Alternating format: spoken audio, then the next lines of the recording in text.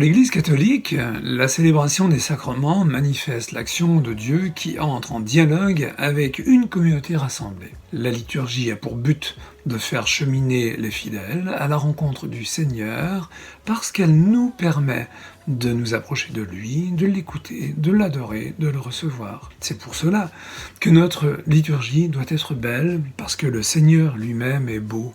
Une liturgie sera belle si elle permet au rite de se déployer, de conduire les fidèles à la rencontre du Christ qui les nourrit par sa parole et son pain, de leur faire vivre une expérience spirituelle au cours de laquelle l'Esprit Saint les mène sur les chemins de conversion. Pour les sacrements, l'usage de belles matières, l'eau, la lumière, l'huile, le pain et le vin, nous renvoie au don de Dieu pour une vie embellie, purifiée, pour une existence éclairée.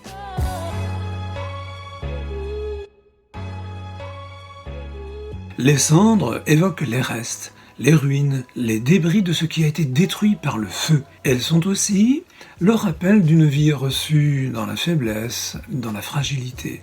L'homme et la femme se souviennent qu'ils sont chers, sortis de la terre et voués à y retourner. Mais dans la Bible et le judaïsme, les cendres sont un symbole de pénitence et de deuil. Il est vrai que le mot pénitence a souvent mauvaise presse, car il évoque dans le langage courant une punition ou une peine à accomplir. Or, le mot latin penitentia, traduit du grec metanoia, rappelle qu'il s'agit d'abord du repentir, de la conversion, et donc de la transformation profonde de l'être intérieur. La prière sur les offrandes le jour des cendres est éclairante. La voici.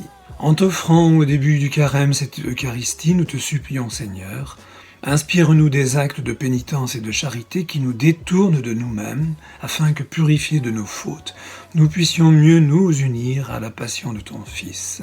Faire pénitence aujourd'hui se réalise de multiples manières au quotidien et au cours de l'année liturgique.